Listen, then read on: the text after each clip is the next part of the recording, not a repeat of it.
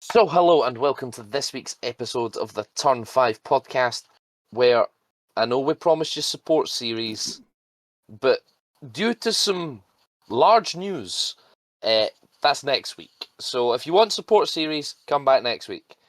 This week, however, let's just get right into it. A random Wednesday after the British Grand Prix, and Red Bull decides now is the time to sack Christian Horner. The What? Tuesday curse is broken. We've moved to Wednesday. Yeah. And not the news I was expecting to just wake up to. No. Horner's gone. The only team principal Red Bull has ever known since they acquired the team from Jaguar back in, what was that, 2004? 2005, he officially took charge. Yeah. It's interestingly timed. Like, most of what I've heard is if you'd expected him to have gone, would have been about 18 months. Yeah. He rode out that storm, for better or for worse, or, whatever your opinions on that may be. He's still there. But a British Grand Prix weekend, and then suddenly he's gone. It's interesting timing. We have a couple of weeks gap, so this gives Lauren Meckies a chance to sort of get to know the team a little bit before the next round. Well, Mickey's has already been in the garage. Red Bull had a scheduled filming day at Silverstone. It was either on the Wednesday or the Thursday, and he was there. So yeah, it's there's two trains of thoughts here. It's either one, Max Verstappen has already signed for another team, and the board are now fed up with him because they've lost their star driver and the only driver that's actually scoring them any points. Or two, this is a last-ditch roll of the dice to appease Jos Verstappen and co, who absolutely hate Horner's guts for the entire planet's worth of hatred. And this is the, hey, look, we got rid of that guy that you really don't like. Please stay. yeah, As their last-ditch bargaining chip. Which of these it is, we don't know. But if it is the latter, and Max still leaves, Red Bull are up shit creek. yeah. So that whole car will need an entire redesign because nobody else can drive it except Max Verstappen. And if they don't have Max Verstappen, there's no point. They And there may would as be well go no home. points. Mm. They would very quickly become the Kick Sauber of the Literally. 2026 season. I mean, let's take a really cynical view of this, right? Second car, currently Yuki Tsunoda. First car, Hadjar or Yeah. Lawson, either of them. Let's put Lawson back in just for the sake of it. He couldn't drive that fucking car. No. So you've got two drivers that can't drive that car. That are perfectly capable drivers in their own right. They proved that with RB. They're both capable of scoring points. That team is going to be last next year. Would you not try sniffing around though, other drivers? Well, if Max is going somewhere else, that does pose the question of where the leading hypothesis at the minute is, of course, Mercedes, but you can't rule out Aston Martin. And therefore, the secondary question from that is which driver then suddenly becomes available? Well, it would be one of two. It would be George Russell or Fernando Alonso. That's what I just Because- thought Fernando could be a really, really smart option for him. Just to take that car where it needs to be Mm. for a year or two. Unless honest, the unprecedented George Russell happens as well. and they finally Yeah. get rid of Lance. It's possible, but highly unlikely. The highly unlikely is the bit, isn't it? It's we've just spent all of this money so my son can be world champion. You're fired. Yeah. But who would you really Funny, like? though. Who would you rather take, Lance Stroll or Max Verstappen? Yeah, exactly. Everyone in their right mind is picking Max. And a Max Verstappen Fernando Alonso partnership in a car designed by Adrian Newey is terrifying in prospect. All the time you have to leave other space. Yeah. Da, da, da, da. The only banker you got is Honda engine. You got to hope and pray. Wait, look. But that's good engine. now. The So Honda is GP2 currently yeah. in the back of the Red Bull, so they know that it's okay. Yeah. What? This Engine version regulations, is okay. Yes, of course, regulation change as of next year, but it's the same gamble for anyone really. Yeah. The only advantage that Aston Martin will have, it will be that Honda are designing the engines for them and only them. Yeah. So it's almost like you're a factory team, a manufacturer. Yeah. Whereas other teams like Williams, Mercedes, McLaren, Kick Sauber, they all have the disadvantage of having to purchase this proprietary technology and work around it. Here's an engine. This is the shape it is. Deal with it. Yeah.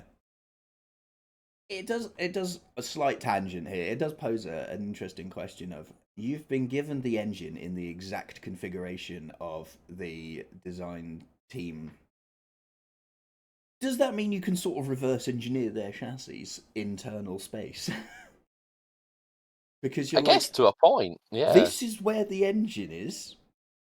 This is the external shape of their vehicle. This is how much space is left inside. Yeah. Would you bother wasting time with that? Who knows? Probably not. Yeah, Because you're trying to build your own car. But it might yield some Yeah. some results in terms of, so this is how they must have their radiator configuration in order to get everything to fit. So we can do something similar to extract the best from the power unit. Yeah. So maybe, but yeah. Anyway, so they will have the new Honda engine. Obviously, new regs means that everyone's going to have new engines. It's significantly increased on the electrical power outage, significantly decreasing the complexity of the amount of components within the power unit. So it's anyone's game, but historically, Mercedes have been good at power unit regulation changes. The issue is, it's also coming with a car change. Yeah. So the question now becomes, if Max is going somewhere else, who has convinced him? What has Toto said to convince him to come to Mercedes? Has he said, "Don't worry, you're not going to be teammates with George"? Because at the end of the day, that's what I'm seeing is, Yeah. why wouldn't he go there? And the answer is George Russell. Yeah. But that won't be an issue when George Russell's in a Red Bull. Well, quite. That is sort of the most obvious answer to Red Bull's driver concerns, is a straight swap for whoever Max takes the seat of. I think as well, you would want the experience from a top team. Yeah. Bringing another rookie up just does not seem like it would work. They've done it before, and it's just, unless you want to completely write off the whole year right at the beginning, what's the point? You've seen it with teams recently. We'll say best example would probably be Haas, when they brought up both Mick and Nikita. Yeah. That was a write-off, and they sort of openly admitted that at the start of the season. Like, these are two rookies. We're not expecting miracles here. If we scrape a point, great. If not, we're looking at next year, as is our design team, because sod this. But then the egg decided to be the egg and didn't get second season. Well, I mean, arguably not really his fault, but equally, he wasn't exactly. Anyway, yeah. So I don't think bringing someone like. Well, I mean, okay, he won't be a rookie by that point, but I don't think bringing someone like Hajar up or bringing Lawson back into the fold or even promoting Arvid Lindblad straight into the team is going to be the move. I think it wouldn't help. You need a level of experience to get the car back towards where a normal driver would appreciate it being. Because let's be honest, on like let's say there's like a standard distribution curve of drivers and how they like their car. Max is in like the 99th percentile of I like a really pointy car. Yeah. So, and he's proved that by the fact of the amount of other drivers that have been in that car and just can't cope with it. To be fair, bringing another driver in, if they change their design philosophy, it might actually fix the second car as well. Well, that's the thing. If you get someone with as much experience at improving shitboxes as George Russell did with the Williams, then you might be on to suddenly having a bit of a turnaround, and managing to hold on to fourth would probably be the goal. A good benchmark for Red Bull next year, if we're going to be realistic. Because, well, okay, take a look at the top three teams at the minute: McLaren, Mercedes, and Ferrari. Both of those are definitely going to pour a shitload into next season in terms of just design and logistically. So they're probably still going to be up there. The pecking order, especially Mercedes and Ferrari, I would say, who've probably given up on this season now.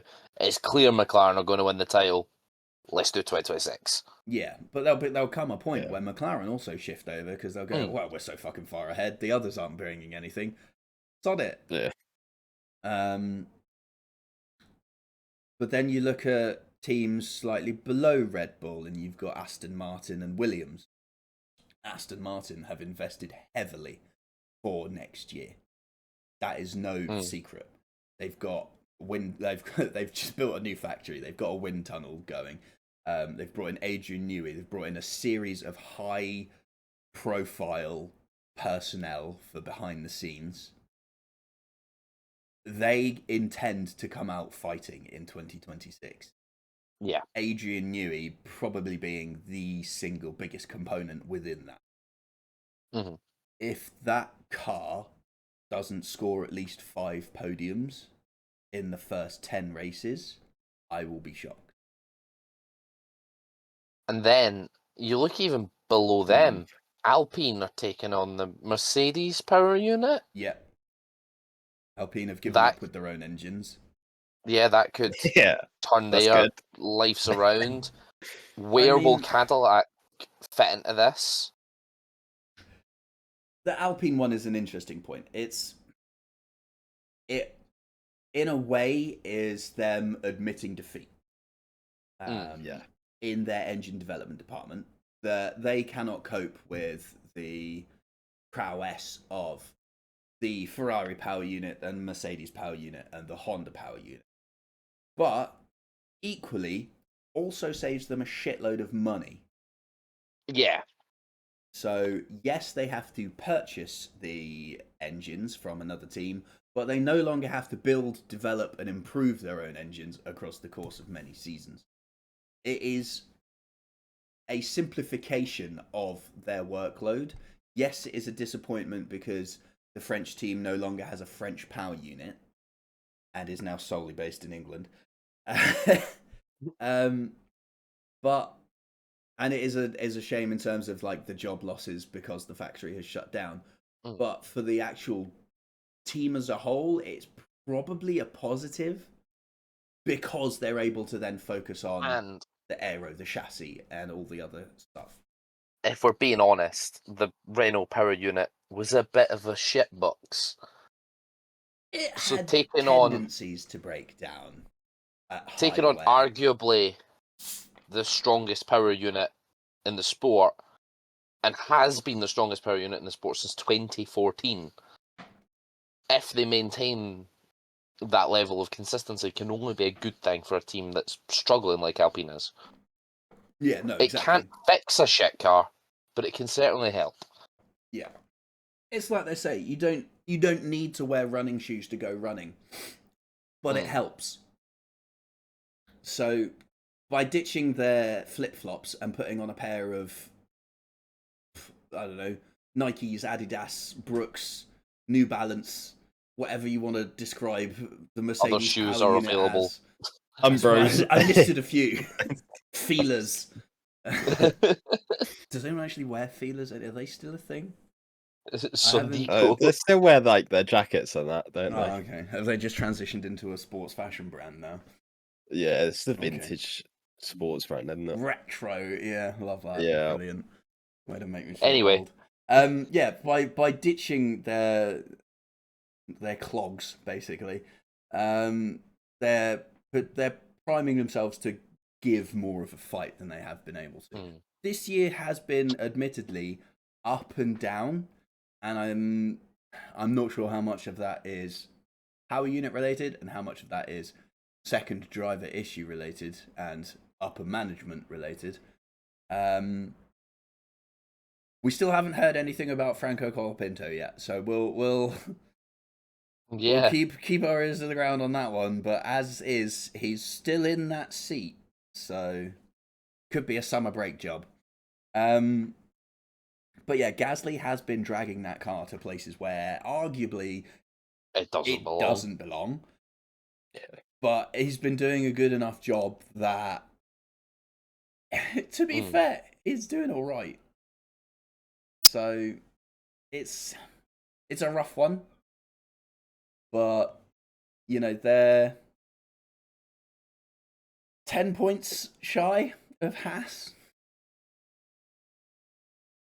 It's an uphill battle for them. It's not undoable though.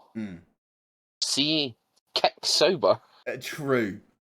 Kick Sauber now up to 6th in the constructors standings. I'm pretty sure we points. all predicted them 10th.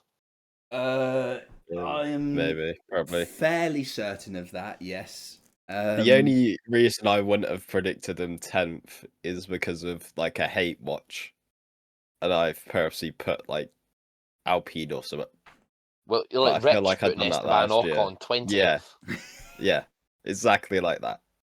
I haven't actually got it open on that one. Hang on, I've lost my writings. Have I? Oh, I did it on here. I did it digitally for once. Oh my god! Whoa! Yes, I did put Esteban Ocon 20th. Yeah. So everyone has Kick Sauber last, except for Mel's, who was done via ChatGPT, which put Alpine last, which is actually on. Oh my god! Wait. No. Wait. Hang on. The current list. The list ChatGPT spat out: McLaren, Ferrari, Red Bull, Mercedes. But from 5th downwards looks very interesting. Aston, Kick, Williams, Racing Bulls, Haas, Alpine. Current standings. There's no way. Williams, Kick, Racing Bulls, Aston, Haas, Alpine. So swap Aston and Williams, and I think you're on. Nuts. We were absolutely beltering that when they first said it. Yeah. Like, what the fuck is that? Yeah. Well. Okay, so Alpine are primed to make steps up. I mean, the only real direction they can go. Well, I suppose they could come 11th. That would be lower. Yeah, true. 10th. They can go back. Yes, actually. There is one more backward step they could take. Haas, 29 points. Are we really expecting them to make any massive difference? Probably not. Depends how much Toyota get involved. Yeah, the gritty Haas. Speaking of Toyota, did you see the prototype cars this weekend at Goodwood? I did not follow Goodwood, no. Looked If quite only interesting. Nia was here, who was at the Goodwood Festival of If Speed. only.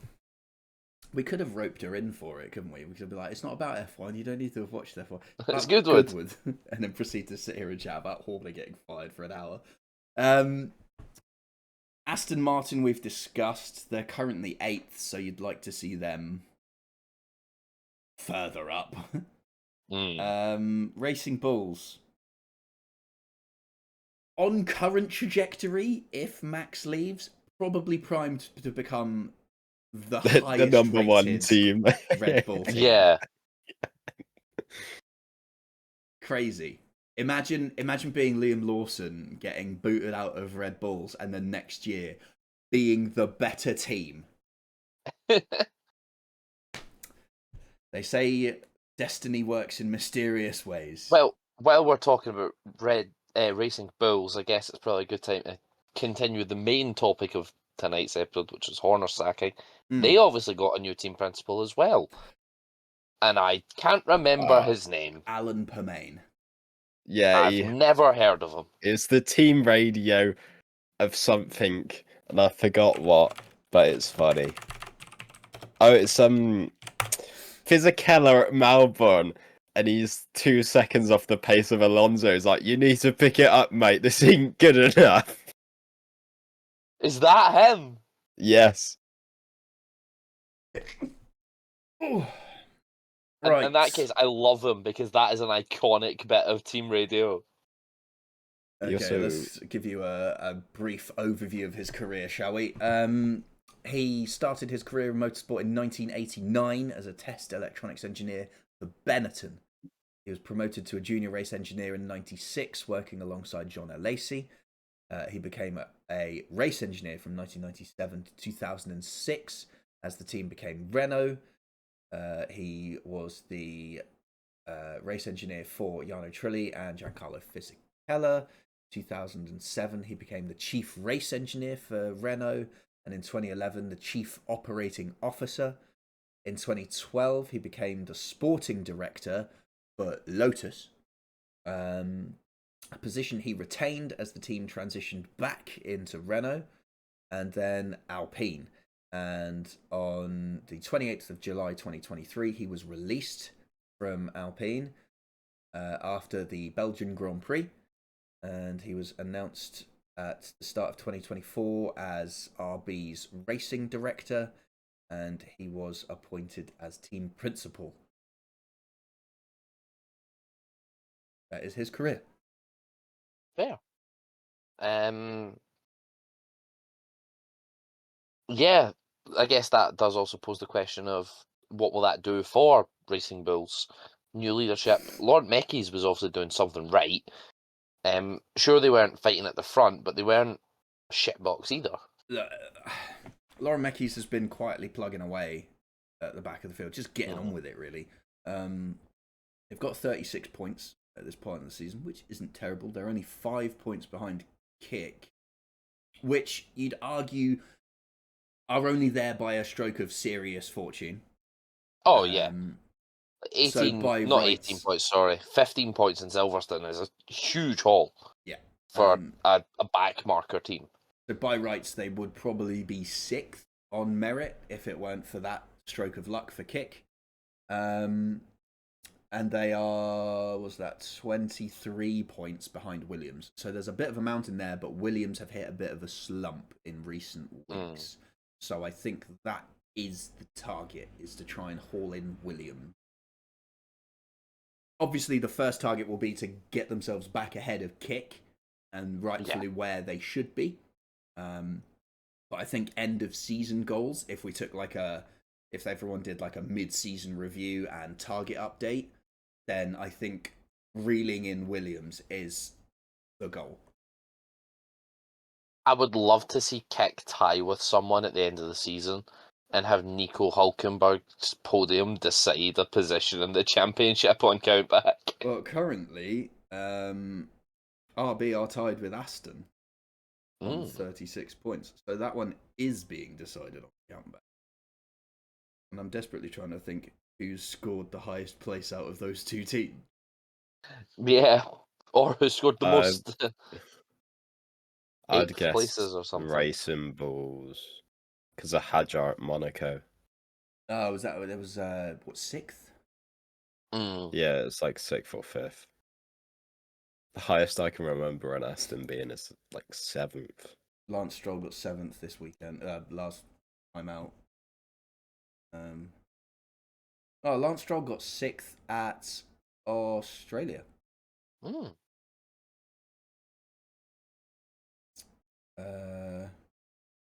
Just gonna quickly flick through everything now. China was a bit of a no-show there.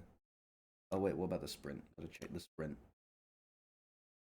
Yuki Tsunoda got 6th in the sprint.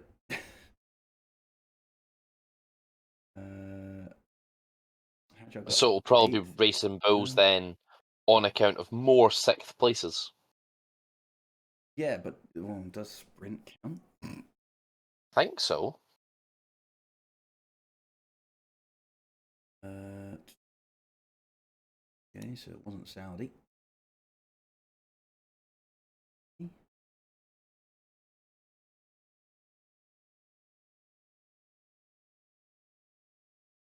Emilia Romagna? Good breath. Monaco? Hajar got 6th. So Austria, Lawson got 6th as well. There you go, yeah. So 2 P6s trumps just the one. Yeah. Yeah. Because last Nando's got his 7th. Count back. Shall we? Yeah. Shall we get back to the news? Sure. Because the top teams are basically where we'd expect them to be. So, yeah, the race are reporting that, because everyone's mind immediately, as we mentioned at the start, went to those allegations from 18 months ago. They're reporting that this has nothing to do with that. Yeah, that's all I've heard. Completely unrelated. So yeah, my mind went to performance. Yeah. Or Max Verstappen has left. Like that was the 2 things, or a combination of both. Yeah. There was also a thought of, obviously Max Verstappen has the performance get out clause, which I think is pretty close to being triggered. Does the paddock talk? Did Christian Horner have similar? Did he have a performance clause? We say performance clause. That is rumoured. We haven't had anything confirmed. Obviously, anything in legal contracts is very hard to ascertain whether it is or isn't true.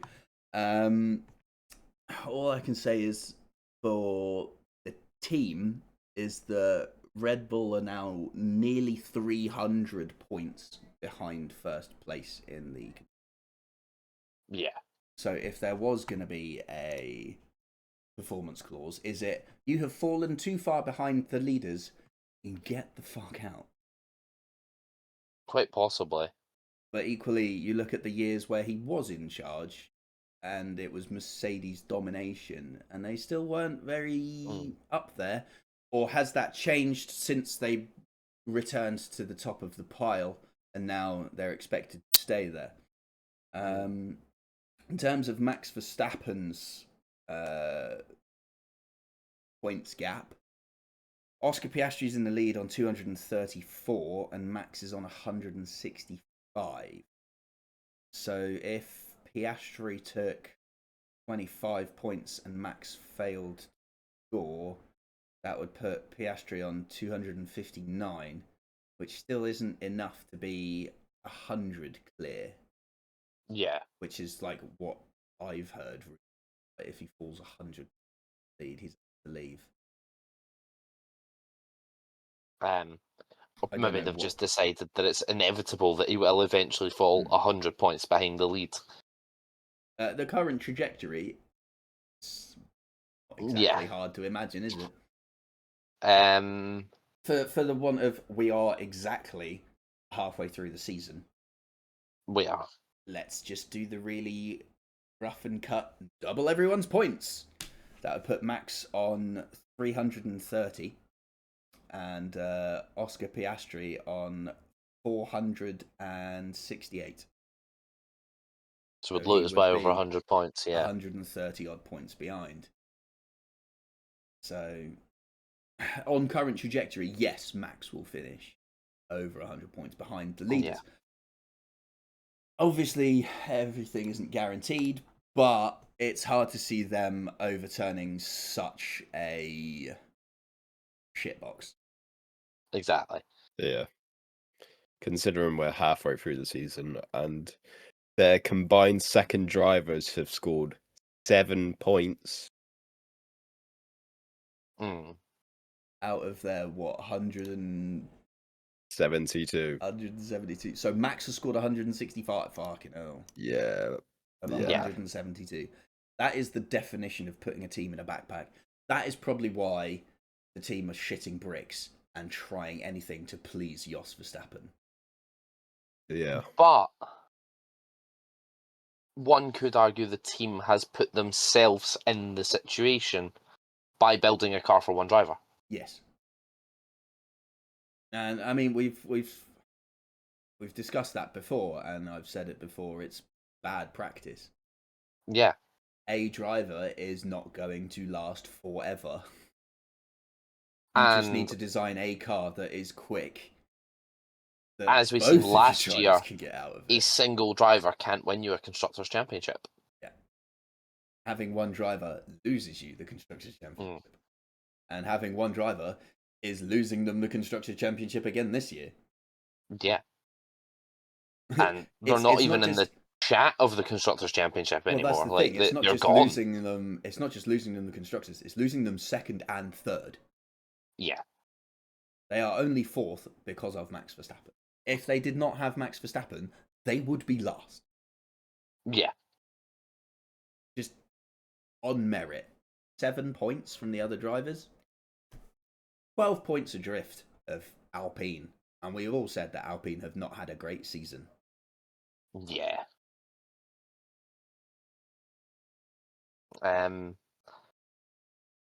Tough times ahead for Red Bull. in the Perhaps wise- Laurent Mekies can turn it around. Well, I hope not. I don't think he's Not going to this have... season, Yeah.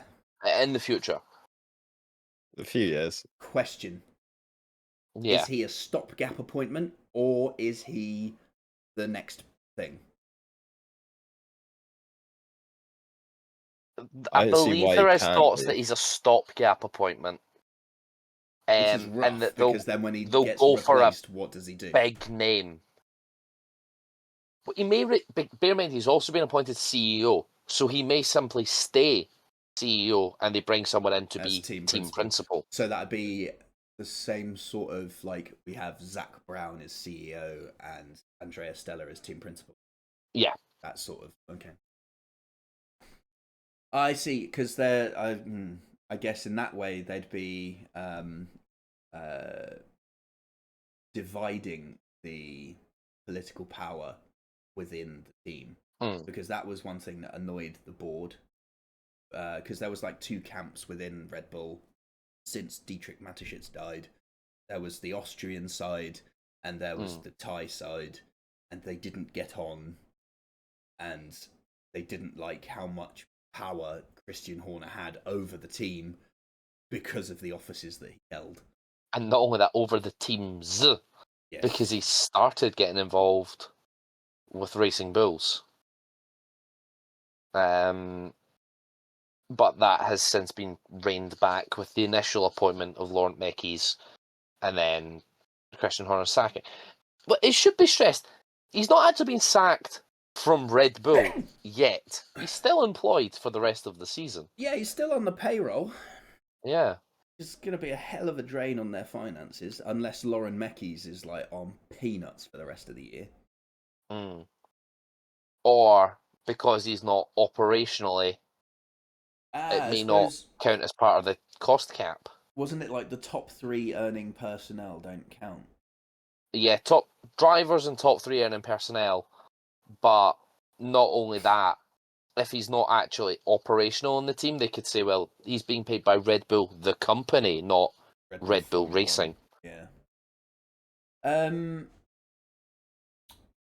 I mean, since they lost Adrian Newey, he was one of their big earners. Hmm. So there's definitely a spot up there that is their top three that can be worth just going, well, he's top three. Doesn't count. The question is, what's next for Christian Horner? Quietly Retirement. slinking away into retirement. Yeah. He's earned enough. You think so? I don't see what he can. I don't see him going to another team within the Formula One paddock. There's a lot of chat of Ferrari, because Ferrari did approach him in the past. Would they And he want only to didn't now go. with the current image? He only didn't go because he wanted to stay with Red Bull. And then Ferrari appointed Fred Vasseur. Yeah. Who I will always back more because I love Fred. Yeah. Such a boy. I don't see him going anywhere else because of quite how long he served at Red Bull. It'd be like Arsene Wenger leaving Arsenal and then popping over to manage Tottenham. Sol Campbell. I know there's plenty of players that have done the cross derby He's transfers. doing a Max Verstappen, isn't he? Yeah. But for a manager that was so synonymous with the club for so long to do it, that would be a bit different. So I don't see Christian doing that. Like, can you imagine Sir Alex Ferguson going, "See you later, Manchester United. I'm a true blue," and popping over to Man City? Wouldn't have done I'd it. love that. Think about how funny it would be, though, for 2026, having Max Verstappen driving with Toto Wolff and Lewis Hamilton driving for Christian Horner. That would be a bit interesting, wouldn't it?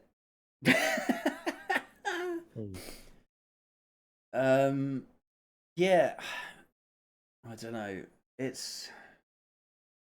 He could go somewhere else like WEC or Formula E, but to be honest, I think he's going to take a couple of years off at least, if not permanently.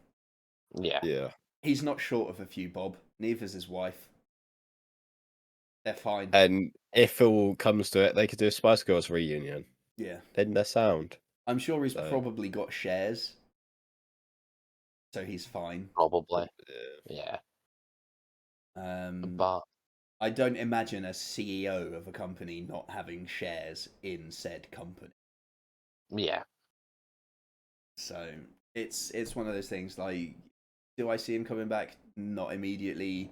Realistically, not ever within the Formula One paddock.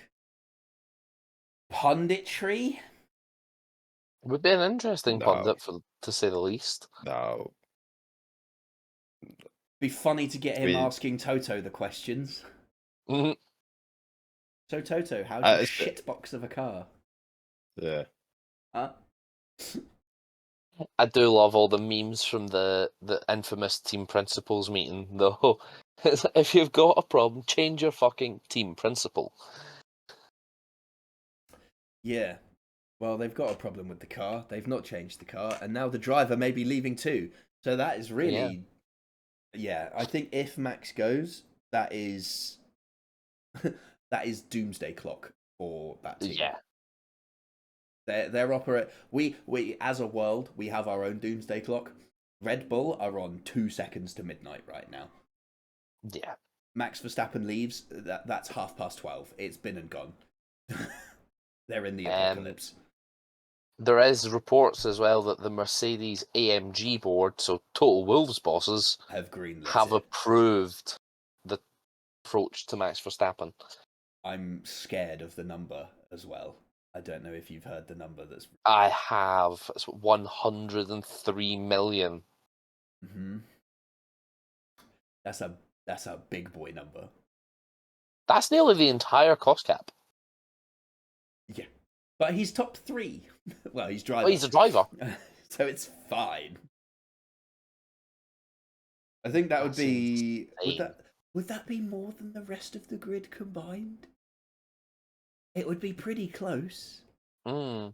Lewis is about on half that, I think. Was that his salary though? Or was that not like a sort of buyout plus salary and stuff? That would be like the total fee to Oh, I obtain don't know. Max Verstappen. 100 It's reported that Lewis's salary is $60 million. dollars. Yes. That might have been it. I think the £50 million 103 about million 60. number was in euros. Yeah, I mean that makes sense. German company. I'm So just what's thinking that? back to when I was. 200 million pounds? The euro's not that weak, mate. Or not that strong, rather. Yeah. Economics. I can maths. What is the current exchange rate? 0.87. 1.13 or something. So, 103 with 6 zeros. So it's about 118. Oh, that's pound. I've done it the wrong way around. Wow, dumbass. It's about So 89.5 million yeah. quid.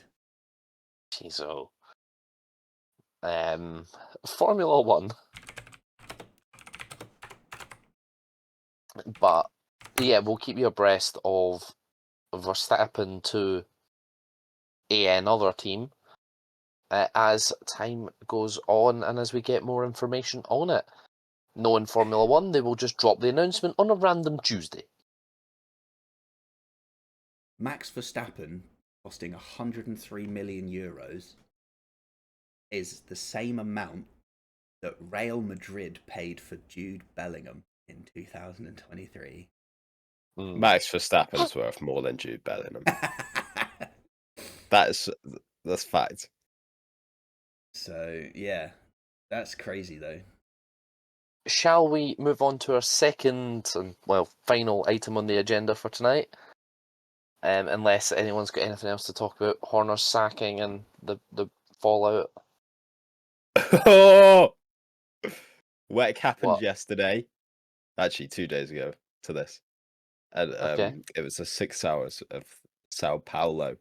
Uh-huh. And a certain manufacturer called Cadillac won its first ever world endurance race. And it got a 1-2. Oh. So Whoa. If you're gonna win, Jensen do got it a right. podium. Yeah. Jensen got second place. Love to see it. Oh, The that's why Cadillac he's talking curse about is WEC. broken. Yeah. Nothing to do with the fact that Cadillac have just proved that they can win in any championship and they're about to enter Formula One. Yeah. It's So because JB's got a podium. Yeah. Cadillac's curse broken, so it is possible that they could win next year. But they won't because Jensen won't drive for them. So that's Didn't win. Yeah, so Jensen has a whoa.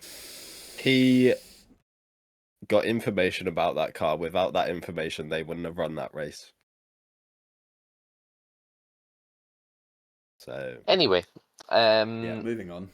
the other item of tonight's agenda. It's had a bit of time to settle. I presume a lot of people will probably have seen it by now. F1 the movie. Let's have a bit of a deep dive.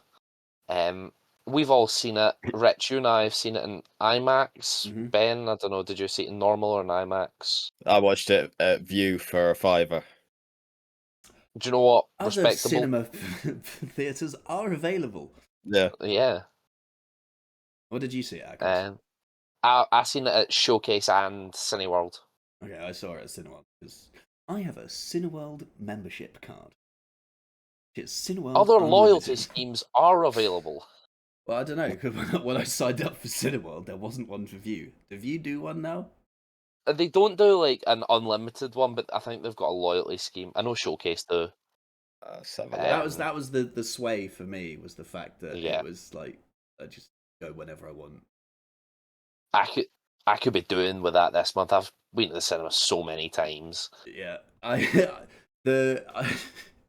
wanted to get out of the heat, so on Friday I was in. I did my sports in the morning, and then in the afternoon I went and watched F1 again, and then I popped next door, got a burger, came back into the cinema, and watched Superman in IMAX. Hmm. So I was just in the aircon the whole afternoon, just staying out of the heat. I was like, this is bliss. Fair. Yeah, I've been to see F1 twice, Megan 2, and Superman. Fantastic Four comes out in like 2 weeks. There's too much coming out in the cinema. Welcome to the summer blockbuster season. I've been to Yeah. see Jurassic World. Very good. Not as good as Superman. Superman was amazing. Superman was very good. But we're here to discuss Formula One, the movie. Do you know what? I Yeah, was just going to kick it off. I liked it. rate it in a sentence, Chris. Oh, one sentence film review. Yeah. Unrealistic, but incredibly fun. Right. What do you say, Rich? Progression and regression all at once. Ben, what would you say? Right. So I've put on my letterboxed POV, Michael Massey is the race director and every race is Singapore 2008. Yeah. Fair. I was I'd I like was to give like- Chris some homework and and to send you away and to trawl through the FIA regulations and to see how many penalties they should have been given and what should have happened to them for the amount of deliberate crashes. Yeah. Because I feel like if Brad Pitt's character had that many deliberate crashes and they were deemed as such by the FIA, he'd have had a race ban. Yeah. Mm. I think Grosjean got like what is it, 8 race ban or whatever for Belgium at the start. He got what I was know his the ban? incident, but I can't think of how long the race ban was. Yeah, no, I can't remember that either. I don't think it was as long as 8. 8's No, a I don't long think- time. 8 was a long time. I probably overjumped. That's it a there. third of this season. Yeah, that's like half of that season. Yeah. Yeah, that's true. It was maybe like 2 or 3. It was one. It was one. Oh, it was just 1. It was just one. Ben's like, yeah, 8 races. 1. Nice. Right, so Anyway, F1 the movie. there's one particular shot that sticks out for me for in terms of like the graphical CGI bit that doesn't didn't quite look right. I don't know if it's the same for you, but it was an overhead shot as they were coming down towards Eau Rouge, where both of the cars in the team fit through this gap. Yeah. And just sort of like carved through the field. And I'm like, no, one driver maybe would have fit through that. No driver in their right mind is following someone else through that gap.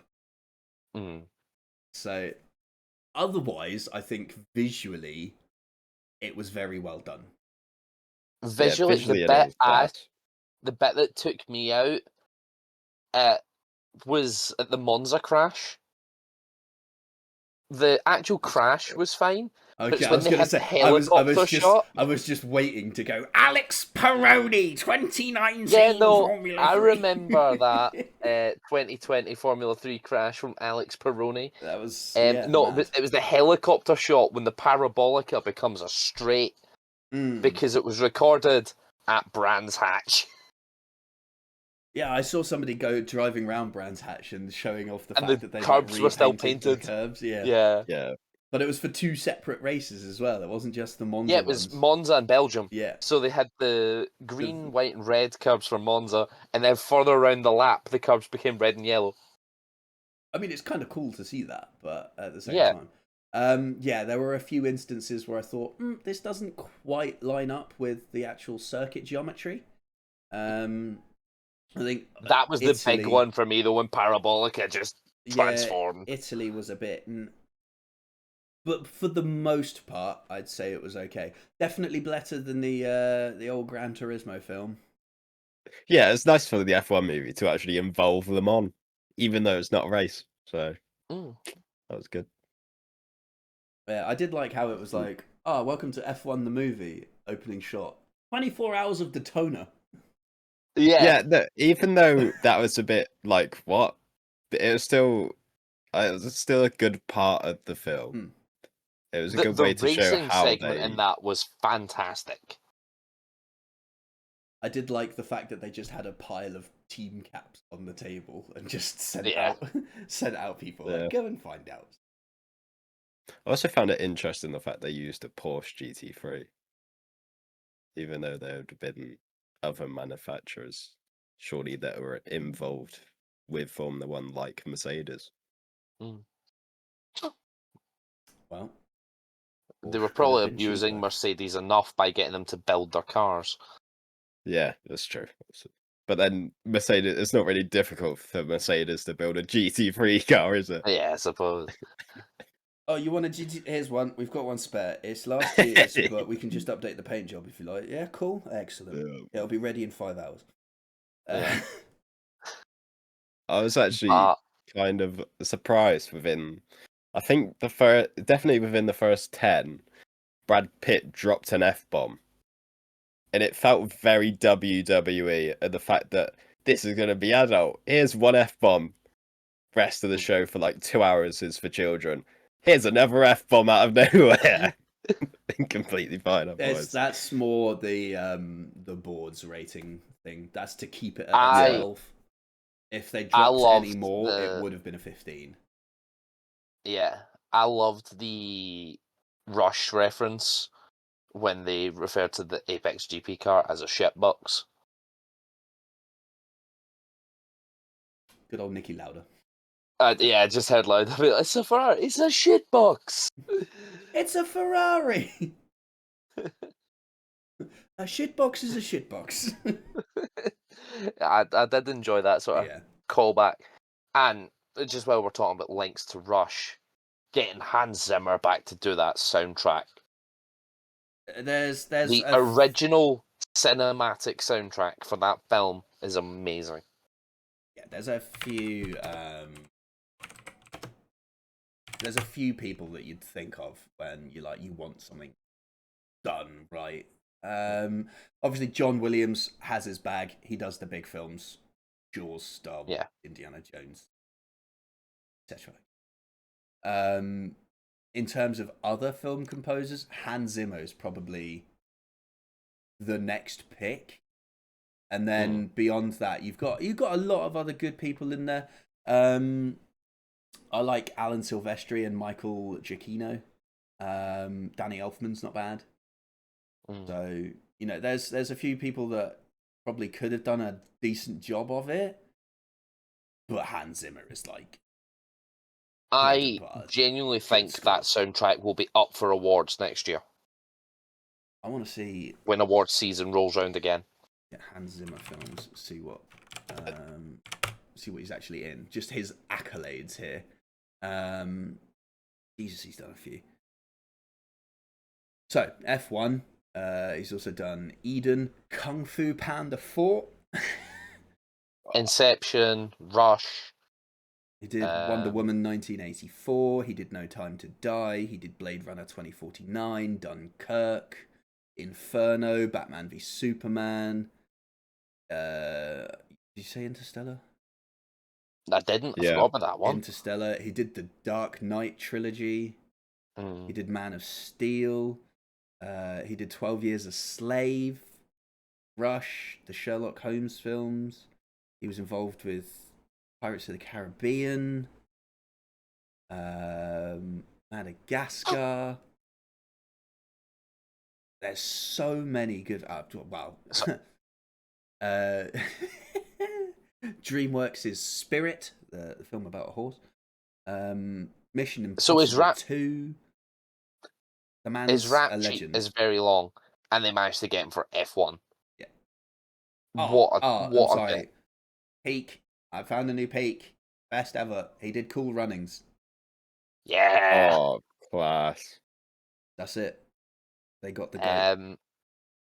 But oh my god! Of course, he did Gladiator. Yeah. How could we forget that? Yeah. His rap sheet is probably one of, if not the best. I'd say if you were going to pick a top 2 of It's John film Williams and him. score, film score composers, it's Williams and Zimmer. Easy. Yeah, it's not even close. And as I say, I do seriously think that will be up for awards next year, come awards season, for original soundtrack. And also possibly best cinematography, because I'm pretty I sure Top reckon Gun it'll be. Maverick I reckon it'll be done up really for, well in those sort of categories. I'd say best special effects is also on the cards, because having Yeah. seen sort of like the behind the scenes of how they managed to, they took an Alpine and they turned it into an Apex GP car on the onboards. Amazing. So yeah, I actually seen a video the other day on Instagram. It was a side by side of original versus film, and it was amazing to see. Yeah.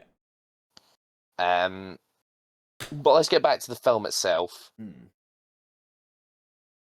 One downside: some of the characters, particularly the 2 female characters, just disappointing. It Why- failed the Bechdel test. Yeah, why did there have to be a love story? It's about racing cars. There's the $1 million question. This is, I'm gonna say it. Why couldn't we just drive fast? I'm gonna say it. I'm Like, disappointed. There could. I'm disappointed that Lewis Hamilton didn't say anything. That man obviously had an advanced copy of the script, and he didn't say anything. Why?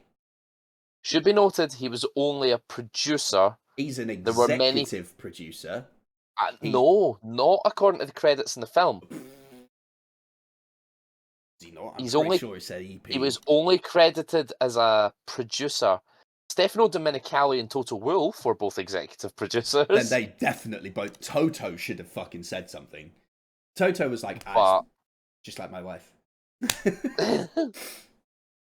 Come on. But yeah, Lewis Hamilton, I believe, was only a producer, and I think he focused more on the The actual actual- racing, yeah. racing sequences. Still, he definitely had an advanced copy of the script, and I think he should have spoken up. The man is Yeah. all for progress within the sport, and yet we're going backwards in that sense. Didn't they also cut out an entire character, though? I would like to see the original version of the script, pre-deleted scenes, cut characters and stuff, and see if that failing still applies, or if it was in the trimmed version that Release these the issues arose. Snyder cut. Yeah, give us a director's cut, please. Because we also know there was a lot of dud scenes filmed across the time they were filming, such as Joshua Pierce winning at Abu Dhabi instead of Sonny Hayes.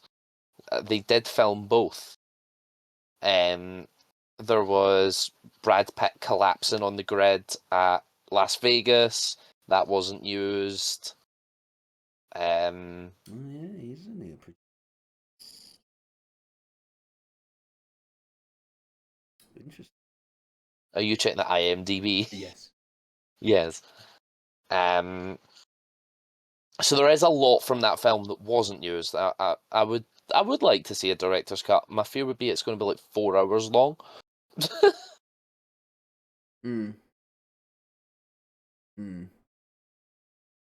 It's just disappointing that the two female characters were not. It was just so shallow. One wasn't fleshed out properly, and the other was just regressed into the love interest. Do you know, Kate started really well. Yeah. Yeah, it's like she got So I just halfway through this- the movie. yeah. It hit Vegas, and then it just. Yeah. So I didn't mind anything up to that point, and then it hit Vegas, and it was like, trope. Do you know, even Oh my god, Brad the Pitt. poker scene in Vegas was good. Yeah. The minute the poker ended, that was when the issues started. Yeah. Yeah, and then having like the team principal turn up at a door. You seen Sonny? No. He's in there actually. How dare you? Why? He's on the balcony. I'm assuming they went back to his room. No, maybe I they think didn't. that's Maybe they got went to be back to her her room. room. That's gotta be her room. So that means Ruben had knocked on Sonny's door and found no answer and gone, where could he be? Oh, Yeah. I know. Yeah. I think it was also implied that Ruben set up the whole poker night idea. Yeah. So I think he just sort of assumed. Yeah. Because I know where this is going. Like,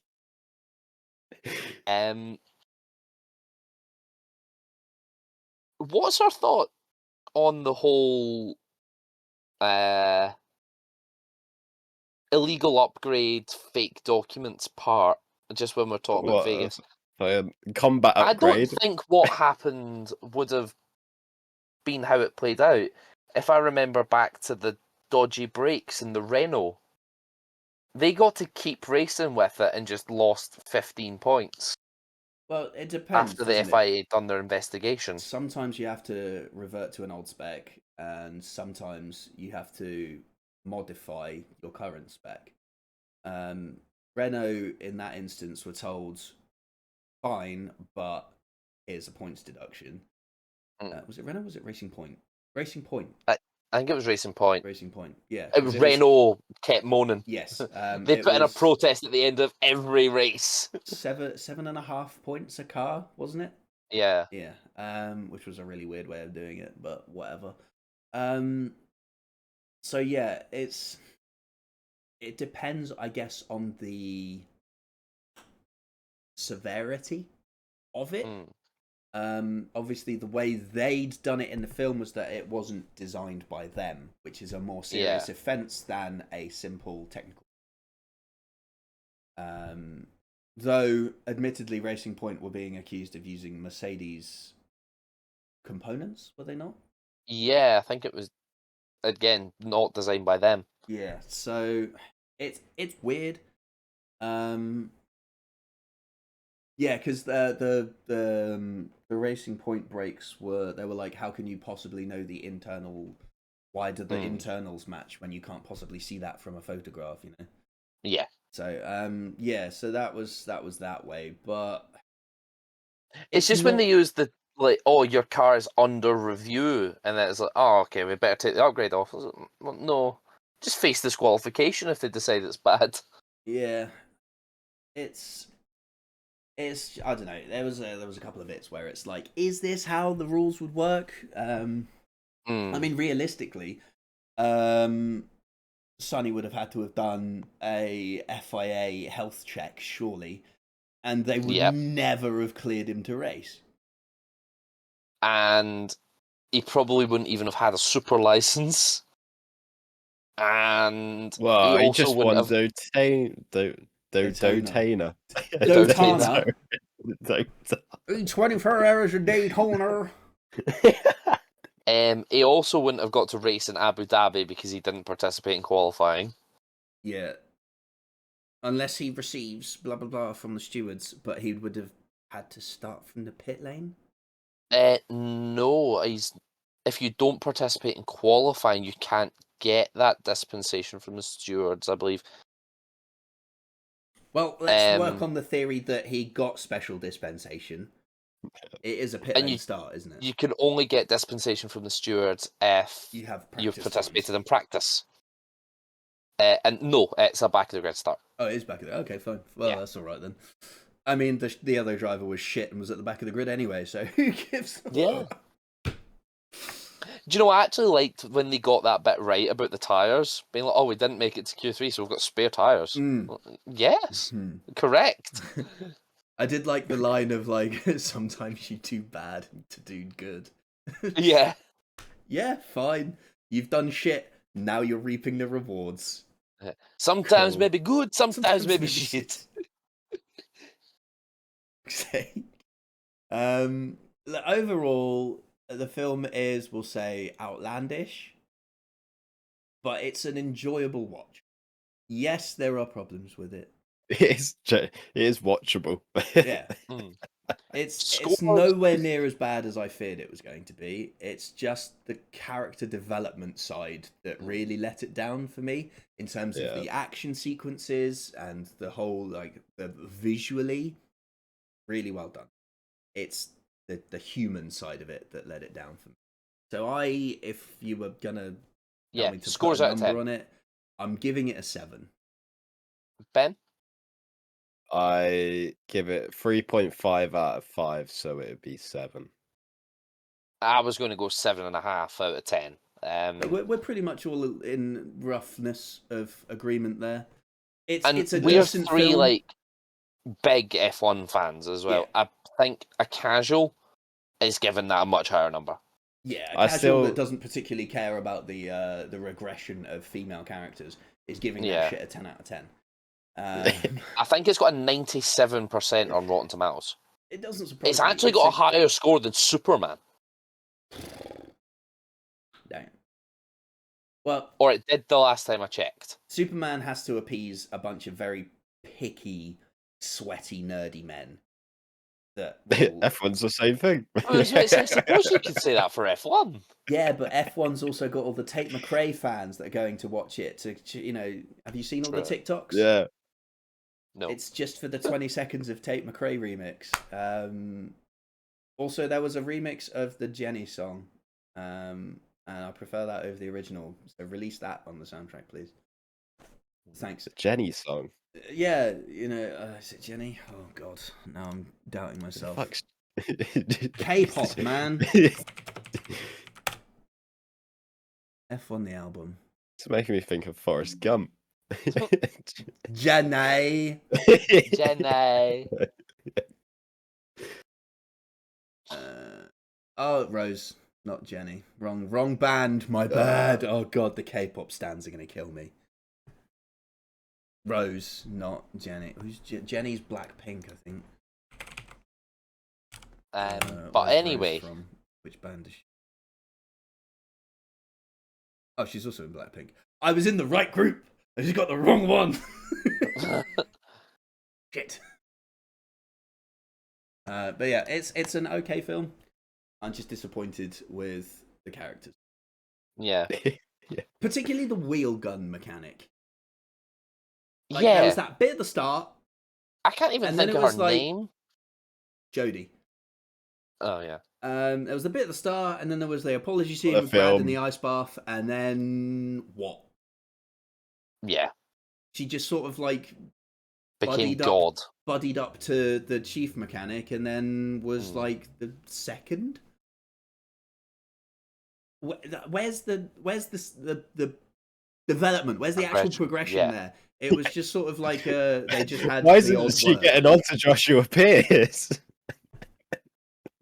But yeah, it was a weird one. That was probably the weirdest one for me. Was the fact that she had a bit and then just didn't for the rest of the film. I feel like there was something else that could have been in there.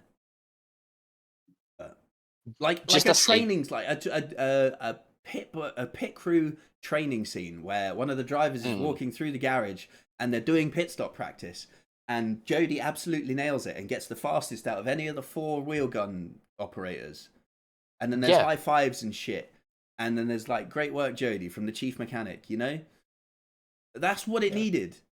It needed the practice bit. Do you know what else it needed? One singular qualifying session. Just one. Yeah. Why the fuck are they qualifying 20th and then finishing 5th and 4th? Did you not know this is to actually be fair, based on EAF? Nico Hulkenberg. Okay, true. Yeah, but that was in a very rain-affected race. Mixed, in the desert in Abu Dhabi. Mixed conditions. I did. That was the one point in the film. The first time I watched it, I was up in arms. Is when they threw the red flag in Abu Dhabi. I'm just sitting there what? As soon as they threw that red flag, and I knew that Lewis Hamilton produced this film, I was like, "Sir, that is a bold choice." Yeah. 3 laps to go. 3 laps in a lifetime. Lewis let himself get taken out. Yeah. Yeah, way to make himself But a villain of the film. did you not notice he closed the door at turn 4? He did not leave it wide open. Yeah. He has learned. Yeah. Just not enough to chop across someone at turn 1. Yeah. You are right, though. He made himself the villain. Just even the shot of himself looking at the Apex GP guys, you're like, what? Yeah. I do like how Why in the is Lewis credits, an like all of the asshole all of a drivers sudden? are credited as themselves. Yeah. Ew. Even Logan Sargent's in the credits of this film. So is Roscoe. Well, of course, he got shots. He Yeah. was the main star. So, look, it was a good film. Good watch. Yeah. Is it your favourite racing film? No. What is? Cars 2. Rogue. What would you say, Chris?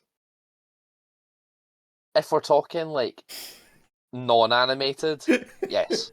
Yeah. Rich, If we're what's your talking favourite animated- non-animated? If we're talking animated, is Cars 1. Oh, okay, fine. You don't like the international spy thriller? Fine. Non-animated racing film. You know, He's going to say Gran Turismo. He's No. going to say it. No, No. it's not fucking Gran Turismo. I want to make sure. 24 I will hours say, of the Hungaro the race. story of Gran Turismo is a lot better. Ford v Ferrari.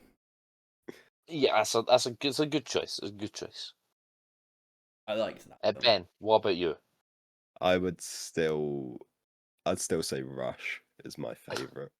Who's waiting on Ben saying Talladega Nights? I was so close to saying Driven. That is Driven is the cult classic. Um, I'd Drift. Yeah, I want to go back and watch Driven just to see if the story is like the actual character development story is better than the F1 movie. Because I reckon it might have a chance. but we'll wrap up. If you haven't seen the F1 movie, it's worth a watch. Just don't Don't expect go- miracles for the women. Yeah, don't go into it as a die-hard F1 fan expecting everything to be absolutely realistic. Just don't go into it as a diehard F1 fan. Don't bother, mate. I can Just see what Go Carlos into it as a Sainz meant. casual. I can see what Carlos Sainz Yeah. meant about how it's, but for us diehards, it's probably not the greatest thing ever, but it's still okay. But it's definitely aimed more at the newer fans. It's just I'm a looking shame. or forward- indeed to bring more people in. I am looking forward to the sequel. Yes. Yeah. More sexism. But on what you said, So, Rich, it's Speaking there to speaking bring... of, what are they going to call it? Because they can't call it F2. No, F1 movie 2. F1 2. yeah. F1.5. That's not going to The be movie. confusing at all. Oh, what? So it follows Um, Aston Martin. But yeah, on your point of bringing new fans in, it's already worked because those fans are going from the movie to Drive to Survive to the actual races. Oh my god, the line about Drive to Survive in the film from the board member. I've watched all of the seasons of Drive to Survive. I've never felt like I've known so much about tyres. Oh my god. Did they even go that much into tyres on Drive to Survive? I didn't think they did. But equally, So- that character was just a knob. So He was the designated cunt of the film. Yeah. But who was that? The board member. Right, yeah. I can't remember his name, but the one Sonny sent a No. middle finger The one emoji that- to on the text. Yeah. Yeah. The one that was trying to rig it all. Yeah. Yeah. it was actually I've got a an really odd good back laughing- guy. I'll sort you out. Ah, yes. Just- But yeah, we'll wrap up there for this week. Join us next week when we'll finally talk about Silverstone's support series, unless something else batshit crazy happens tomorrow or Wednesday. The Red Bull factory has collapsed. Yeah. Red Bull sack Verstappen. What the fuck? I'm fully expecting a Yeah, Verstappen to Mercedes announcement in the next few days. No, it's still time. Yeah, I think. Summer silly season. Anyone? Yeah. Well, we're basically in summer break the first right now. It's only a week shorter Summer than the break, actual the summer break. prelude. I do feel the longer it goes on, the worse it will look for Red Bull, and the more likely it will be that he goes Mercedes. But we'll come to that when we find out more. For now, thank you very much for watching the Turn 5 podcast. We will see you next week. Ta-ra for now.